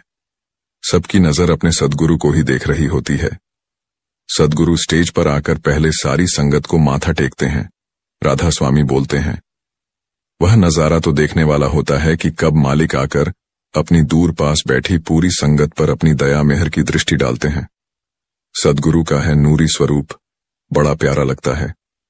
फिर 8:30 बजे सत्संग शुरू हुआ और बाबा जी ने तुलसी साहब की वाणी ली। दिल का हुजरा साफ कर जाना, आने के लिए ध्यान गैरों को हटा उसको बिठाने के लिए। बाबा जी ने बताया कि गोस्वामी तुलसीदास जी अलग हैं और तुलसी साहब जी अलग हैं। बाबा जी ने सत्संग में खोलकर समझाया कि चाहे कितनी भी धर्म हो, कोई भी धर्म हो, यह नहीं कहता कि मालिक 2 हैं। मालिक एक ही है। दुनिया में हर किसी के मन में जात पात के कारण एक दूसरे के खिलाफ नफरत भरी हुई है। हर कोई अपने ही धर्म को ऊंचा दिखाने में लगा हुआ है। लेकिन जब उस परमात्मा ने यह दुनिया बनाई थी तब न तो कोई धर्म था, न ही कोई जात पात। यह सब दुनिया के द्वारा बनाई गई है। बाबा जी ने समझाया कि मन में मैं लेकर उस परमात्मा को याद करोगे तो कोई फायदा नहीं होने वाला। बाबा जी ने कहा कि हमें अगर किसी बर्तन में कुछ रखना है तो उस बर्तन को साफ करके ही रखेंगे, लेकिन अगर हम अपने मन में उस परमात्मा को बिठाना चाहते हैं तो सबसे पहले अपने मन को साफ करना पड़ेगा। और यह जात पात और ऊंच नीच जैसी नफरत को अपने मन से निकालकर मन को पूरी तरह से साफ करना पड़ेगा। मन साफ किससे होगा? भजन सिमरन से। गुरु प्यारी साध संगत जी हुजूर महाराज चरण सिंह जी कहते हैं, जब तक मालिक को मंजूर ना हो तब तक हमारा ख्याल उसकी ओर जा ही नहीं सकता। वह मालिक खुद ही हमें अपनी ओर खींचता है। हम सोचते हैं कि हम उस मालिक से प्यार करते हैं, परंतु असल में वह खुद ही हमें अंदर से अपनी ओर खींचता है। वह खुद ही हमें अपना प्यार बख्शता है। यह जो प्रेम है वह भी मालिक की ही अपनी बख्शीश है। जब तक उस मालिक को मंजूर न हो तब तक हम उस कुल मालिक के बारे में सोच भी नहीं सकते। साध संगत जी, एक सत्संगी परिवार ने अपने प्यारे बाबा जी का स्वागत ऐसे शानदार ढंग से किया कि आप सुनकर हैरान रह जाएंगे। एक बुजुर्ग आदमी हर रविवार सत्संग में जाते थे, सत्संग सुनते थे और बाबा जी को जो हाथ जोड़कर नया स्वरूप कैनवस पर आया है वह बाबा जी का बड़ा स्वरूप लेना चाहते थे। वे जब भी बुक स्टॉल में जाकर पूछते कि बाबा जी का नया स्वरूप है क्या, तो सत्संग घर वाले सेवादार कहते, भाई साहब 2 फोटो आई थी, वह बिक गई, अगली बार जब आएगी आप फिर ले लेना। वह वहां से चुप करके वापस आ जाते। ऐसे ही 3-4 बार वह बाबा जी का स्वरूप लेने के लिए गए, पर उनको वह स्वरूप नहीं मिला। बाबा जी का नया स्वरूप आते ही सत्संग घर के सेवादार बुक स्टॉल से पहले ही ले जाते थे और उन अंकल जी को बाबा जी की नई फोटो नहीं मिली। एक दिन वह शनिवार को ही सत्संग में आ गए तो उन्होंने देखा बुक स्टॉल में कुछ सेवादार काम कर रहे हैं, तो वह वहां पर चले गए और बोले, भाई साहब क्या मुझे बाबा जी का नया स्वरूप मिल जाएगा? तो सेवादारों ने कहा, हाँ अंकल जी मिल जाएगा। सेवादार कहने लगे, अंकल जी अभी अभी ही बुक स्टॉल का सामान आया है, आप तो कितने समय से सत्संग घर में बाबा जी का नया स्वरूप मांग रहे हैं। वह बोले, जब बाबा जी हमारे घर आना चाहेंगे तभी तो आएंगे, मर्जी तो स्कूल मालिक की ही चलेगी, हमारी थोड़ी चलेगी। वह सत्संग घर से बाबा जी का बड़ा हाथ जोड़ने वाला स्वरूप लेकर गए और कार में आगे वाली सीट पर बड़े आदर भाव से रखकर अपने घर चल दिए। घर जाकर उन्होंने अपने घर की घंटी बजाई और घर के सभी लोगों को बाहर आने को कहा और बोले, देखो आज हमारे घर प्यारे प्यारे बाबा जी आए हैं, अब आप सभी मिलकर प्यारे प्यारे बाबा जी का प्यार से स्वागत करो। सबने बारी बारी बाबा जी के स्वरूप को हाथ जोड़कर राधा स्वामी बोला और फिर स्वरूप को उठाकर अपने घर में अंदर लेकर गए। अंदर जाकर सबने बाबा जी के पधारने का धन्यवाद किया और सबने हाथ जोड़कर बाबा जी की विनती की और बाबा जी का मिश्री का प्रसाद भी खाया। तब बुजुर्ग अंकल जी बोले, आज बाबा जी ने हमारे घर में आना था, मैं तो कब से सत्संग घर वालों से इस स्वरूप के बारे में पूछ रहा था, लेकिन हर रविवार को मेरे जाने से पहले ही बाबा जी का स्वरूप कोई ले जाता था। आज सुबह जब मैं सिमरन करने के लिए बैठा तो बाबा जी ने ही मुझे कहा कि तुम आज घर चले जाओ, क्योंकि आज मेरे सद्गुरु ने हमारे घर आना था। इसलिए मैं शनिवार को ही सत्संग घर में चला गया और बाबा जी का यह प्यारा स्वरूप ले आया। अंकल जी बोले, समय से पहले किसी को कुछ भी नहीं मिल सकता। बाबा जी का आना हमारे घर पर आज ही तय था, तो बाबा जी पहले कैसे आ जाते? सभी हाथ जोड़कर बाबा जी का शुक्र करने लगे। शुक्र, मालिक का शुक्रदाता, आपका बहुत बहुत शुक्रिया। इसी के साथ एक छोटी सी साखी और है। एक शख्स ने बाबा जी से सवाल पूछा कि बाबा जी, हम सत्संग में आते हैं, सत्संग खत्म होने के बाद हम फिर दुनिया के काम धंधों में उलझ जाते हैं, तो सत्संग सुनने का हमें क्या कोई फायदा होता है? तो बाबा जी ने कहा कि बड़े महाराज जी कहते थे कि पत्थर को अगर आप पानी में रखो तो वह गलेगा नहीं, लेकिन जितनी देर वह पानी में रहेगा उतनी देर वह सूरज की गर्मी से जरूर बचा रहेगा। इसलिए आप सत्संग में आए और आपने 45 मिनट का सत्संग सुना। यह आप पर निर्भर है कि आपने सत्संग अच्छी तरह से सुने या न सुने, पर आप इन 45 मिनट तक कोई बुरा कर्म तो नहीं करते, आप कोई बुरा कर्म करने से बचे रहते हैं। इसलिए दुनिया के सारे काम छोड़कर पहले सत्संग के लिए अवश्य समय निकालें। जितना भी जरूरी काम हो वह आप सत्संग के बाद कर सकते हैं। बाबा जी ने इतने बड़े बड़े सत्संग आप सभी संगत के लिए ही तो बनवाए हुए हैं। बाबा जी ने करोड़ों रुपए खर्च करके संगत की भलाई के लिए ही इतने बड़े बड़े सत्संग घर बनवाए हैं। संगत सत्संग घर में आकर 45 मिनट का सत्संग सुन सके। वैसे तो सत्संग 2 दिन होता है, बुधवार और रविवार। रविवार को तो सबकी छुट्टी होती है। आप आलस छोड़कर सत्संग घर में जाएं और अपने बच्चों को भी उंगली पकड़कर साथ ले जाएं। इसलिए दुनिया के बाकी सब कामकाज छोड़कर पहले सत्संग के लिए समय निकालें। सत्संग की पवित्र गंगा, जिसमें स्नान करने से मनुष्य लोक और परलोक में सुखी हो जाता है। इसलिए नियमित सत्संग में जाएं और साथ में सेवा भी करें और बाबा जी की खुशियां पाएं। एक दौलतमंद आदमी ने अपने बेटे को वसीयत करते हुए कहा, बेटा, मेरे मरने के बाद मेरे पैर में यह फटे हुए मोजे जुराब पहना देना। मेरी एक ख्वाहिश जरूर पूरी करना। बाप के मरते ही नहलाने के बाद बेटे ने आलिम से अपने बाप की ख्वाहिश बताई। आलिम ने कहा, हमारे दीन में सिर्फ कफन पहनाने की इजाजत है। पर बेटे की जिद थी कि बाप की आखिरी ख्वाहिश पूरी हो। उन लोगों में बहस इतनी बढ़ गई कि शहर के बड़े बड़े लोगों को इकट्ठा किया गया, लेकिन कोई भी नतीजा नहीं निकला। इसी माहौल में एक शख्स आया और आकर बेटे के हाथ में बाप का लिखा हुआ एक खत पकड़ा दिया, जिसमें उसके बाप ने उसके लिए नसीहत लिखी हुई थी। मेरे बेटे, देख रहे हो मेरे पास कितनी दौलत है, बंगला है, गाड़ियां हैं और बड़ी बड़ी फैक्ट्रियों का मालिक हूं और मेरा फार्म हाउस भी है। उस सब के बावजूद भी शहर का माना हुआ बड़ा सेठ हूं और मैं एक फटा हुआ मोजा तक भी अपने साथ नहीं ले जा सकता। बेटा, एक रोज ये सब तुम्हारे साथ भी होना है। तुम्हें भी मौत आएगी तो तुम अभी से जाग जाओ। मेरी तरह तुम्हें भी एक दिन सिर्फ एक कफन में ही जाना पड़ेगा। कब्र में तुम्हारे साथ सिर्फ तुम्हारे अच्छे कर्म ही जाएंगे जो तुम अब करोगे। सबसे उत्तम कर्म है किसी पूर्ण संत सत्पुरुष के नाम लेकर उनका कहना मानना और भजन सिमरन को पूरा समय देना। यह काम तुम अवश्य करना। ये अंत में तुम्हारा साथी होगा। साध संगत जी, जिसके सिर पर बाबा जी का हाथ होता है, उस बंदे का बाबा जी कभी भी कुछ बुरा नहीं होने देते। जाना तो इस दुनिया से हम सबको है। कुछ लोग खाली हाथ आते हैं और वैसे ही खाली हाथ चले जाते हैं।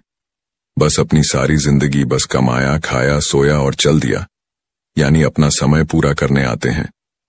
लेकिन बहुत सारे लोग ऐसे भी होते हैं जो इस दुनिया में आकर अपना समय व्यर्थ नहीं करते। वह बाबा जी से नाम लेकर और गुरु घर में सेवा करके, भजन सिमरन करके अपनी जिंदगी को सफल बनाते हैं। लेकिन जब कोई जीव अपने बाबा जी की शरण में जाता है, सेवा करता है, तो वह उसे कैसे काल के मुंह से अपने जीव को बचाकर ले आते हैं। इस साखी में आपको पता चलेगा कि बाबा जी ने 2 बच्चों को कैसे एक बड़ी मुसीबत से बचाया। शायद यह सुनकर आपका विश्वास अपने प्यारे बाबा जी पर और भी बढ़ जाए। 2 जवान बच्चे थे। दोनों बच्चे अलग अलग शहर में रहते थे। पढ़ लिख कर जब वह बड़े हुए तो उन दोनों बच्चों की नौकरी दिल्ली की एक बड़ी कंपनी में लग गई। कंपनी में वह एक साथ काम करते थे।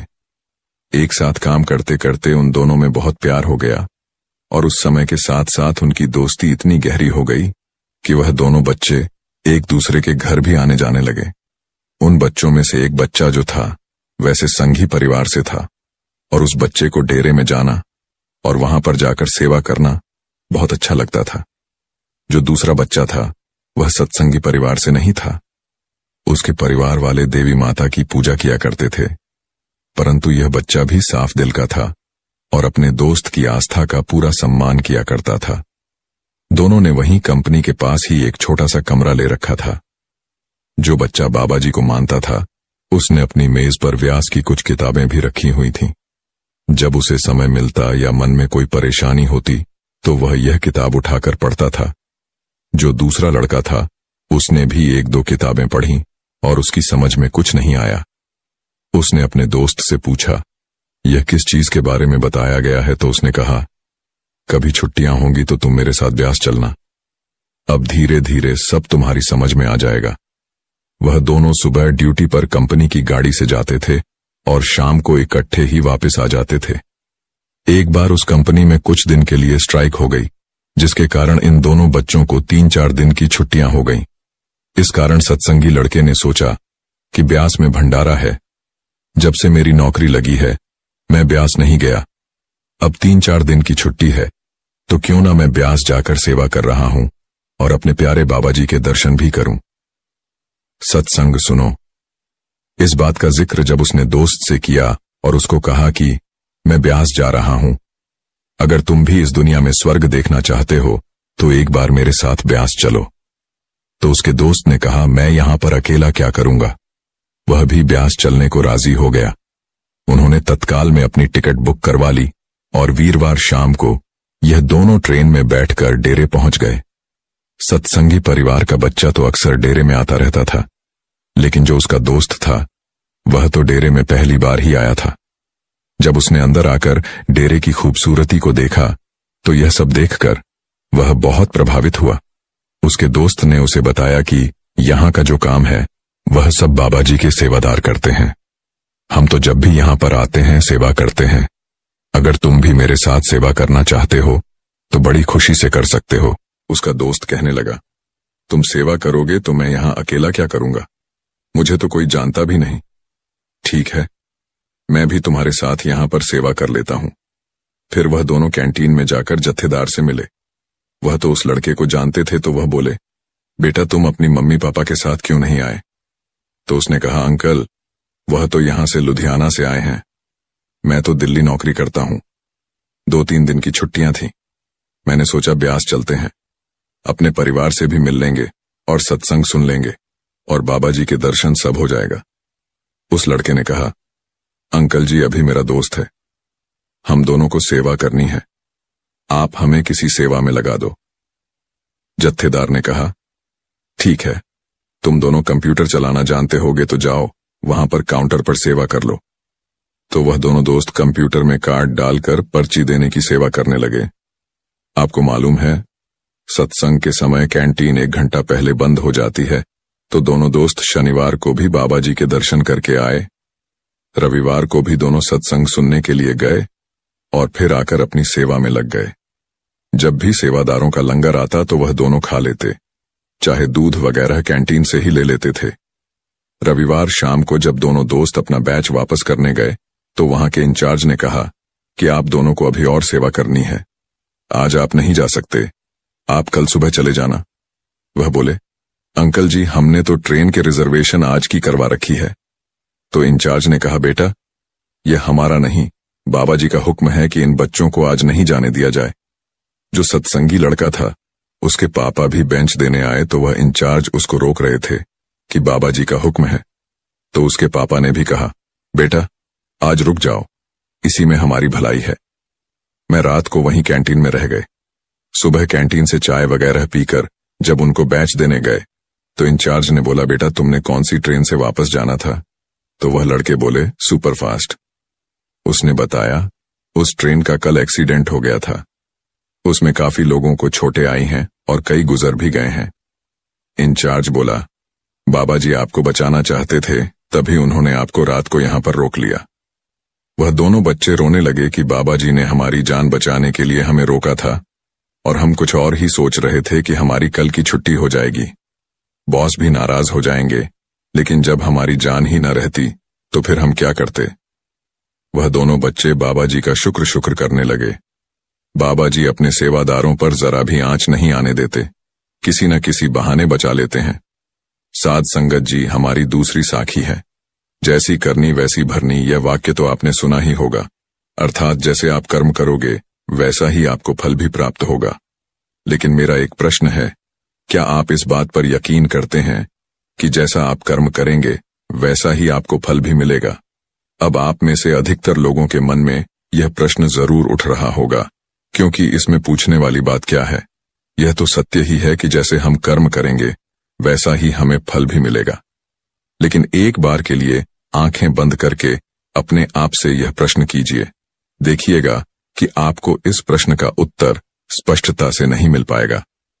कहीं ना कहीं आपके मन में एक संशय जरूर होगा कि क्या यह बात सच है या झूठ, क्योंकि आपने अपने आसपास तो ऐसे कई लोगों को देखा होगा जो लोग बहुत अच्छे कर्म करते हैं, बहुत अच्छे स्वभाव के होते हैं, वे कभी किसी का बुरा नहीं करते, किंतु फिर भी उनके साथ हमेशा बुरा ही होते हैं। वे लोग हमेशा दुखी रहते हैं, हमेशा परेशान रहते हैं। आपने कई बार यह भी देखा होगा, या फिर आप में से ही कई ऐसे लोग भी होंगे जिन्होंने अपनी परीक्षाओं के लिए जी तोड़ मेहनत की होगी, लेकिन फिर भी अंत में उनके हाथ निराशा ही लगी। तो इसका अर्थ क्या होगा? क्या इसका अर्थ यह है कि जिन भी महापुरुषों ने इस कहावत को कहा है, क्या यह झूठ है? क्या वह महापुरुष गलत थे? नहीं, वास्तविकता तो यह है कि हम अपने कर्मों का लेखा जोखा तो समझ ही नहीं पाते, और इसी कारण हम यह सोचते हैं कि हम तो बहुत अच्छा कर्म कर रहे हैं, हम लोगों की भलाई कर रहे हैं, लोगों की मदद कर रहे हैं, फिर भी हमें ना जाने क्यों हमेशा दुख और परेशानी ही उठानी पड़ती है। लेकिन आज की जो कहानी मैं आपके लिए लेकर आया हूं, इस कहानी के माध्यम से आप यह समझ जाएंगे कि आखिर कर्मों का यह लेखा जोखा हमारे जीवन पर किस प्रकार प्रभाव होता है। एक समय की बात है, एक गांव में दो भाई रहा करते थे। दोनों ही कुशल थे, किंतु उनमें से एक बहुत ही क्रूर और चालाक था। उसने धोखा देकर अपने छोटे भाई की सारी जमीन जायदाद अपने नाम करवा ली थी, और छोटे भाई के नाम पर कुछ भी नहीं बचा था। उसे तो बस एक टूटी फूटी झोपड़ी मिली थी, जिसमें वह और उसकी पत्नी रहा करते थे। उसकी पत्नी भी हमेशा बीमार रहती, और उसे तरह तरह की यातनाएं, पीड़ाओं और समस्याओं का सामना करना पड़ता था। छोटा भाई बहुत गरीब था, उसके पास पैसे भी नहीं थे ताकि वह अपनी पत्नी का इलाज करवा सके, लेकिन वह बहुत शांत स्वभाव का था, वह अच्छी प्रवृत्ति का था। इस कारण वह कभी किसी से क्लेश नहीं करता था, न ही किसी के लिए बुरा सोचता था। वह कभी किसी का बुरा नहीं करता था। फिर भी उसके मन में हमेशा एक प्रश्न रहता था। वह हमेशा अपने आप से कहता था, हे ईश्वर, मैंने कभी किसी के साथ बुरा नहीं किया, कभी किसी का बुरा नहीं सोचा, फिर भी आखिर मेरे साथ इतना बुरा क्यों होता है? मेरी पत्नी हमेशा बीमार रहती है, मेरे बच्चों को 2 वक्त का खाना तक नसीब नहीं होता, और मैं चाहकर भी अपने परिवार को एक अच्छा जीवन तक नहीं दे पा रहा। आखिर ऐसा क्यों? वहीं पर दूसरी तरफ मेरा भाई है जो बहुत क्रूर है, चालाक है, घमंडी है। उसे देखो, वह अपना जीवन कितने ऐशो आराम के साथ जी रहा है। उसके पास ढेर सारा धन है, रहने के लिए अच्छा मकान और खाने के लिए अच्छे अच्छे पकवान हैं। वह तो अपना जीवन मजे में जी रहा है, और मैं यहां पर घुट घुट कर मर रहा हूं। उसे कोई परेशानी नहीं, और मेरी परेशानियां खत्म होने का नाम ही नहीं लेती। ये सोचता हुआ वह इस विचार पर पहुंचा कि लगता है बुरे कर्मों का फल ही अच्छा होता है, और अच्छे कर्मों का फल अच्छा नहीं मिलता है। और देखते ही देखते यह बात उसके मन में घर करने लगी थी। ऐसे ही कई दिन बीत गए, और अब छोटा भाई और भी ज्यादा परेशान रहने लगा था, क्योंकि उसकी पत्नी की तबीयत ठीक होने का नाम ही नहीं ले रही थी, और उसके सामने तरह तरह की परेशानियां खड़ी थीं, जिन्हें देखकर वह मन ही मन रोता रहता, परेशान होता। एक दिन की बात है, वह किसी काम से दूसरे गांव की ओर जा रहा था। तभी उसकी नजर एक साधु पर पड़ी। वह साधु एक द्वार पर खड़े होकर भिक्षा मांग रहे थे, और वह हमेशा केवल एक ही बात कह रहे थे, तेरे कर्म तेरे हिस्से, और मेरे कर्म मेरे हिस्से। जब छोटे भाई के कानों में यह बात पड़ी तो उसे बहुत क्रोध आया। वह तुरंत ही उन साधु के पास जा पहुंचा और उनसे कहने लगा, हे गुरुवर, मैं आपको कब से देख रहा हूं, आप केवल एक ही बात कह रहे हैं, तेरे कर्म तेरे हिस्से और मेरे कर्म मेरे हिस्से। क्या यह सत्य है? इस बात का जवाब देते हुए वह साधु कहते हैं, हाँ, यह बिल्कुल सत्य है। क्या तुम्हें इस पर यकीन नहीं? तभी वह छोटा भाई उन गुरु से कहता है, हे गुरुवर, लगता है आपको कोई भ्रम हो गया है। मैंने अपने जीवन में कभी कोई बुरा कर्म नहीं किया, न ही मैंने कभी किसी के बारे में बुरा सोचा, न ही किसी का बुरा किया। उसके बाद भी मैं हमेशा परेशानियों से घिरा रहता हूं। तकलीफें दिन ब दिन मुझे और परेशान कर रही हैं। मुझे तो आज तक मेरे अच्छे कर्मों का कोई अच्छा फल नहीं मिला। फिर आप यह कैसे कह सकते हैं कि अच्छे कर्मों का फल अच्छा मिलता है? मेरी पत्नी हमेशा बीमार रहती है, और मेरे घर में खाने तक के लिए पैसे नहीं हैं। यहां तक कि मेरे बच्चे भी भूखे रह जाते हैं, और फिर भी आप कहते हैं कि अच्छे कर्मों के फल अच्छे मिलते हैं। तभी वह साधु बड़े ही शांत स्वभाव से उस व्यक्ति से कहते हैं, लगता है परिस्थितियों ने तुम पर बहुत गहरा प्रभाव डाला है। ऐसा प्रतीत हो रहा है कि तुम परिस्थितियों के आगे हार मान चुके हो और इन कठिन परिस्थितियों ने तुम्हारी सोच को भी बदल दिया है। इसी कारण तुम ऐसा कह रहे हो। इस पर वह व्यक्ति कहता है, हे गुरुवर, ऐसा लगता है कि खुद परिस्थितियों से हार कर दूसरों के घर भिक्षा मांगकर भोजन ग्रहण कर रहे हो और मुझे कहते हो कि मैंने परिस्थितियों के सामने हार मान ली है। मुझे आपका यह भाषण नहीं सुनना, मैं जा रहा हूं। तभी उसे रोकते हुए वह साधु उस व्यक्ति से कहते हैं, ठीक है, तुम चले जाओ, लेकिन उससे पहले मेरा एक काम कर दो। वह व्यक्ति कहता है, अरे मैं कोई काम नहीं करने वाला, मैं तो जा रहा हूं। तभी वह साधु कहते हैं, बेटा, मैं जानता हूं तुम्हारे मन में क्या प्रश्न है। तुम इस बात से परेशान हो कि तुमने अच्छे कर्म किए और उसके बाद भी तुम्हें अच्छे फल नहीं प्राप्त हो रहे। लेकिन क्या तुम इस प्रश्न का जवाब नहीं जानना चाहते? क्या तुम यह नहीं जानना चाहते कि तुम्हारे साथ ऐसा क्यों हो रहा है? यह सुनकर वह छोटा भाई कुछ देर के लिए चुप हो गया और कुछ देर सोच विचार करने के बाद वह कहता है, अच्छा ठीक है, बताइए मुझे क्या करना होगा। तभी वह साधु उस व्यक्ति से कहते हैं, मेरा बस एक छोटा सा काम कर दो। कल सुबह सुबह तुम मेरे लिए कुछ फल लेकर मेरे आश्रम आ जाना और जब तुम वहां पर आओगे तो मैं तुम्हें तुम्हारे सभी प्रश्नों का उत्तर तुम्हें दे दूंगा और तुम्हें यह भी समझ में आ जाएगा कि तुम्हारे साथ ही ऐसा क्यों हुआ। इतना कहकर वह साधु अपना भिक्षा पात्र लेकर वहां से अपने आश्रम की ओर चलने लगे। लेकिन वह व्यक्ति कुछ देर के लिए वहीं पर खड़ा रह गया और यह सोचने लगा कि क्या उसे फल लेकर उन गुरु के आश्रम में जाना चाहिए या नहीं। यही सोचता हुआ वह घर लौट आया। रात भर उसके मन में केवल यही प्रश्न था कि मैं उनके पास फल लेकर जाऊं या ना जाऊं। देखते ही देखते सुबह होने लगी और अब उस छोटे भाई ने यह तय कर लिया कि वह फल लेकर उन गुरु के आश्रम जरूर जाएगा।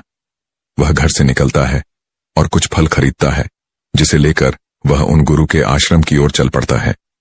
उन गुरु का आश्रम थोड़ी दूर पर था और उसका रास्ता पास के ही जंगल से होकर गुजरता था, इसलिए उस रास्ते पर कोई हलचल भी नहीं थी और जगह जगह पर लंगूर और बंदर दिखाई दे रहे थे।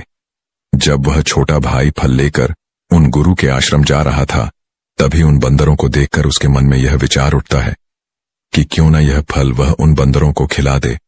लेकिन तभी उसे याद आता है कि उन गुरु ने उसे वह फल आश्रम लाने को कहा है, इसलिए वह जैसे तैसे अपने मन को मनाकर उन गुरु के आश्रम की ओर चल पड़ता है और देखते ही देखते कुछ देर में वह उन गुरु के आश्रम पहुंच जाता है। वह उन्हें प्रणाम करके उनसे कहता है, यह देखिए, मैं आ गया और जैसा कि आपने कहा था, कुछ फल लाने के लिए वह भी मैं लेकर आया हूं। अब तो मुझे बता दीजिए कि आखिर मेरे साथ ही ऐसा क्यों होता है। तभी वह साधु मुस्कुराते हुए उस व्यक्ति से कहते हैं, बताता हूं, लेकिन उससे पहले तुम मेरे एक प्रश्न का उत्तर दो। तभी वह व्यक्ति कहता है, यह कौन सा प्रश्न है? तभी वह साधु कहते हैं, जब तुम मेरे आश्रम की ओर आ रहे थे और तुम्हारे मन में जब यह विचार उठा कि तुम यह फल उन बंदरों को खिला दो, तो तुमने ऐसा क्यों नहीं किया? यह सुनकर वह व्यक्ति बड़ा आश्चर्यचकित हुआ। उसे यह समझ ही नहीं आ रहा था कि आखिर जो विचार उसके मन में उठा था वह उन साधु को कैसे पता चला। तभी वह व्यक्ति दोनों हाथ जोड़कर उन साधु से कहता है, हे गुरुदेव, यह बात तो मेरे मन में थी, किंतु आपको कैसे पता चला कि मैं बंदरों को फल खिलाना चाहता था? तभी वह साधु मुस्कुराते हुए उस व्यक्ति से कहते हैं, बेटा, जरूरी यह नहीं कि मुझे यह बात कैसे पता चली। जरूरी तो यह है कि तुमने उन बंदरों को यह फल क्यों नहीं खिलाया। वह व्यक्ति कुछ देर के लिए सोच में पड़ गया और उसने हड़बड़ाते हुए उन साधु को जवाब दिया, क्योंकि आपने मुझे यह फल आपके पास लाने के लिए कहा था। तभी वह साधु उस व्यक्ति से कहते हैं, बेटा, जिस तरह से एक बछड़ा हजारों गायों में भी अपनी मां को ढूंढ ही लेता है, ठीक उसी प्रकार कर्मकर्ता को ढूंढ ही निकालता है। जैसे कि यह कर्म मेरे हाथों से ही लिखा था कि मैं ही इन बंदरों को यह फल खिलाऊंगा, इसलिए तुम यह फल उन बंदरों को ना खिला सके और यह फल तुम मेरे पास लेकर आए। इतना कहकर उन साधु ने वह फल उन बंदरों को खिलाना शुरू कर दिया। लेकिन वह व्यक्ति अब तक उन साधु की बात का मतलब नहीं समझ पाया था। वह उन साधु से कहता है, हे गुरुवर, आप क्या कहना चाहते हैं? मुझे आपकी बात कुछ समझ नहीं आई, कृपया करके मुझे साफ और स्पष्ट तौर पर समझाएं। तभी वह साधु मुस्कुराने लगे और व्यक्ति से कहते हैं, हम मनुष्यों को हमेशा से यही लगता है कि हम ही करता है और हम ही कर्म करते हैं, लेकिन वास्तविकता तो कुछ और है। यहां पर समझने वाली बात यह है कि कर्म हमारा चुनाव खुद करता है, हम कर्म का चुनाव नहीं करते। यदि आप किसी काम को करने के योग्य हैं तो कर्म आपको लाखों लोगों की भीड़ में से भी ढूंढकर निकाल ही लेगा। इसीलिए जरूरी यह है कि कर्म करने पर नहीं बल्कि योग्य बनने पर ध्यान दो। यदि तुम्हारा पूरा ध्यान केवल कर्म करने पर होगा तो तुम कभी भी योग्य नहीं बन पाओगे और कभी भी कर्म तुम्हारा चुनाव ही नहीं करेगा। इस पर वह व्यक्ति कहता है, हे गुरुवर, योग बनने से आपका क्या मतलब है? आपका कहना है कि क्या मैं अपने परिवार का पालन पोषण नहीं कर सकता? तभी वह साधु उस व्यक्ति से कहते हैं, नहीं नहीं, मेरे कहने का अर्थ यह नहीं है। मैं तो तुमसे यह कहना चाहता हूं, योग्य बनने के लिए जिन कर्मों की आवश्यकता होती है उसके लिए तुम्हें पहले छोटे छोटे कामों को करना शुरू करना होगा, और जब तुम उन कामों में निपुण हो जाओगे, कुशल हो जाओगे, इतने योग्य बन जाओगे, तो बड़ा कर्म, या फिर यूं कहें कि यह मुख्य कर्म जिस कर्म के लिए तुम बने हो, वह कर्म तुम्हें ढूंढ ही लेगा और वह कर्म तुम्हारे पास खुद ही चला आएगा। उदाहरण के तौर पर तुम इन बंदरों को ही देख सकते हो। ये बंदर जब छोटे होते हैं तब से ही यह पैरों पर चलना सीखते हैं, गुलाटी लगाना सीखते हैं, दौड़ना सीखते हैं, छलांग लगाते हैं। शुरू शुरू में इसे तकलीफ होती है कि कभी गिर जाते हैं तो कभी इन्हें चोट भी लगती है, लेकिन धीरे धीरे यह उन कामों में निपुण हो जाते हैं, कुशल हो जाते हैं और उसके बाद इनका भोजन इन तक स्वयं ही पहुंच जाता है। इसीलिए अपनी रोजमर्रा की जिंदगी में भी छोटे छोटे कर्म करते रहो तो बड़ा कर्म तुम तक खुद चला आएगा और तुम किसी भी बड़े लक्ष्य को प्राप्त कर सकोगे। आगे वह साधु उस व्यक्ति से कहते हैं, और यदि तुम योग्य बनने के लिए कर्म करोगे ही नहीं तो दूसरे लोगों के कर्म भी तुम पर हावी होने लगेंगे, तुम्हारे जीवन को प्रभावित करने लगेंगे। उदाहरण के लिए तुम्हारी पत्नी को ही ले लो। तुम्हारी पत्नी कई दिनों से बीमार है और उसकी तबीयत ठीक ही नहीं हो रही, और तुम ये सोचते हो कि पता नहीं तुम्हें किन कर्मों की सजा मिल रही है। तुम अपने आप को अभागा समझते हो, असहाय महसूस करते हो, लेकिन वास्तविकता तो कुछ और ही है। तुम्हें यहां पर यह समझने की आवश्यकता है कि तुम्हारी पत्नी बीमार अपने कर्मों से है, न कि तुम्हारे कर्मों से। हो सकता है कि तुम्हारी पत्नी ने अतीत में ऐसा कोई कर्म किया हो जिसकी सजा वो आज भुगत रही है, और तुम्हारी पत्नी के कर्मों के कारण ही तुम्हें भी दुख झेलना पड़ रहा है, तकलीफें उठानी पड़ रही हैं, परेशानियों का सामना करना पड़ रहा है। और यही कारण है कि अधिकांश लोग अपने परिवार के कारण, अपने बच्चों के कारण तरह तरह के दुख झेलते रहते हैं, तरह तरह की परेशानियों का सामना करते रहते हैं। किंतु तुम्हें यहां पर यह समझने की आवश्यकता है कि यदि तुम इस योग्य होते तो तुम्हारे पास इतने पैसे होते तो तुम अपनी पत्नी का इलाज करवा पाते, और तो और यह भी हो सकता था, यदि तुम इस योग्य होते तो तुम्हारा विवाह किसी दूसरी स्त्री के साथ हुआ होता जो स्वस्थ होती, लेकिन तुम उस योग्य थे ही नहीं। और यही कारण है कि तुम अपनी पत्नी के कारण आज दुखों में डूबे हुए हो, किंतु अब तक कुछ भी नहीं बिगड़ा। यदि तुम अब भी योग्य बन जाओ तो दूसरों के कर्म तुम्हें कभी भी प्रभावित नहीं कर पाएंगे। आगे वह सन्यासी उस युवक को चेतावनी देते हुए कहते हैं, मेरी एक बात हमेशा याद रखना, तुम्हें वह नहीं मिलता जो तुम चाहते हो, बल्कि तुम्हें वह मिलता है जिसके तुम योग्य हो। इसीलिए कर्म करने से ज्यादा योग्य बनने पर ध्यान दो, अपनी योग्यता बढ़ाओ। केवल कर्म का फल पाने के लिए कर्म मत करो, और फिर तुम कभी भी इन परेशानियों से निकल नहीं पाओगे। तभी वह व्यक्ति उस साधु के सामने दोनों हाथ जोड़कर उनसे कहता है, हे गुरुवर, आप हमेशा योग्य बनने की बातें कर रहे हैं, किंतु आप यह नहीं बता रहे हैं कि मैं अपनी योग्यता को किस तरह से बढ़ाऊं ताकि मेरा मुख्य कर्म मुझे ढूंढ ले। तभी वह साधु उस व्यक्ति से कहते हैं, यह तो बड़ा ही सरल है, फिर भी लोगों के लिए यह बहुत कठिन हो जाता है। सबसे पहला उपाय यह है कि जो भी कर्म तुम कर रहे हो उस कर्म को कर कर भूल जाओ, अर्थात योग्य बनने के लिए जो भी कर्म तुम कर रहे हो उसे याद न रखो उसे भूल जाओ। ये मत सोचो कि जो तुमने कर्म किया है उसका फल तुम्हें कब और क्या मिलेगा। इसीलिए तो कहा जाता है कि कर्म करो, फल की चिंता मत करो। यदि तुम्हारा मन हमेशा फल की चिंता में ही लगा रहेगा तो इसका अर्थ यह हुआ कि तुमने वास्तविक तौर पर कोई कर्म किया ही नहीं। और हम में से अधिकांश लोग यही गलती करते हैं। उन्हें लगता है कि वह एक अच्छा कर्म कर रहे हैं जिसका फल भी उन्हें अच्छा ही मिलेगा। उनका सारा ध्यान केवल फल पर होता है और यही कारण है कि वह अधिकांश समय दुखी होते हैं, क्योंकि जब उन्हें फल नहीं मिल पाता, या फिर यूं कहें कि जब उन्हें अपने मनवांछित फल नहीं मिल पाता, तो उनके मन को ठेस पहुंचती है और वे लोग दुखी रहने लगते हैं, परेशान रहने लगते हैं और हमेशा यही सोचते हैं कि मैंने तो अच्छे कर्म किए थे, फिर भी मुझे अच्छे फल क्यों नहीं मिल रहे। और उनका यही सोचना उन्हें अपने लक्ष्य से भटका देता है। हाँ, आप यह जरूर कर सकते हैं। अपना कर्म करने के बाद उसका आकलन जरूर करें, लेकिन फल की चिंता न करें। तभी वह व्यक्ति उन साधु से कहता है, हे गुरुवर, आप कह रहे हैं फल की चिंता मत करो, लेकिन जो कर्म किए हैं उसका आकलन जरूर करो। यह कैसे संभव है? तभी वह साधु बड़े ही शांत स्वभाव से उस व्यक्ति से कहते हैं, बनते, जब तुम कोई कर्म करते हो तो तुम्हारे मन में हमेशा फल की चिंता होती है, जबकि तुम्हारे मन में फल की चिंता न होकर यह चिंता होनी चाहिए कि जो भी कर्म मैंने किए हैं, क्या उस कर्म में मैंने अपना 100% दिया है या नहीं। जब मैं वह काम कर रहा था तो मेरा ध्यान पूरी तरह से उस काम पर था या नहीं, कहीं मेरा ध्यान भटक तो नहीं रहा था। यदि तुम इन चीजों पर विचार करोगे या प्रश्न खुद से करोगे, तभी वास्तविक तौर पर तुम खुद का आकलन कर पाओगे। और जब तुम पूरे ध्यान के साथ किसी कर्म को करोगे तो तुम्हारे ध्यान की शक्ति भी बढ़ेगी और तुम्हारे कर्म करने की योग्यता भी बढ़ेगी। किंतु यदि तुम यह सोचते हो कि तुम्हें तो केवल कर्म करना है और केवल यही सोचकर तुम कर्म करते चले जाओगे, तो तुम्हें कर्म का फल कभी प्राप्त नहीं होगा और न ही तुम कभी योग्य बन पाओगे। इसलिए कर्म करने के बाद आकलन जरूर करो। ये देखो कि जब तुम वो काम कर रहे थे तो तुम्हारा ध्यान, तुम्हारा शरीर, तुम्हारा मन पूरी तरह से उस कार्य पर था या नहीं।